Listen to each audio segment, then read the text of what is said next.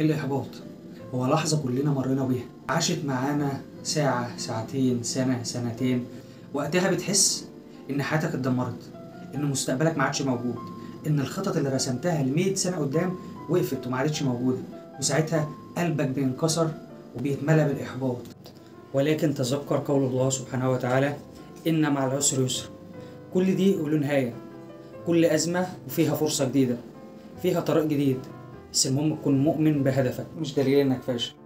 الإحباط دليل إنك إنسان بتحاول وبتجتهد وبتسعى وبتقع وبتقوم. المهم إنك عندك هدف عاوز توصله وتحققه. وتذكر قول النبي صلى الله عليه وسلم: احرص على ما ينفعك واستعن بالله ولا تعجز. زي ما قال توماس أديسون: لم أفشل ولكني وجدت 10,000 طريقة لا تعمل. الفرق بين الناجح والفاشل إن الناجح استمر، ما استسلمش، سعى واجتهد. لكن الفاشل هو اللي استسلم والإحباط كسره وسيطر عليه. آخر الطريق بيكون هدفهم مستنيهم، آخر الطريق بيكون النور، والقمة مستنية صاحب الصبر والسعي. عشان تكسر الإحباط ده هو إنك تفكر في الموقف وتستثمره وتشوف التوابع وتشوف انت غلطت في ايه متعملوش تاني.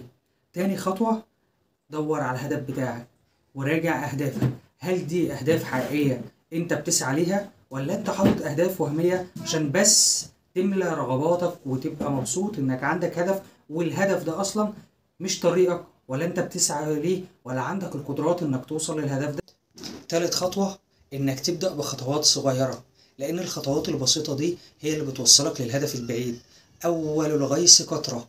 وفي النهاية أقوى الناس مش هم اللي ما بيقعوش، أقوى الناس هم اللي بيقعوا وبيقوموا، هم اللي بيقاوموا وبيستمروا. أقوى الناس هم اللي بيفكروا، أقوى الناس هم اللي بياخدوا فرصة جديدة وبيستثمروها عشان يوصلوا للهدف الحقيقي اللي هم عاوزين يوصلوا له.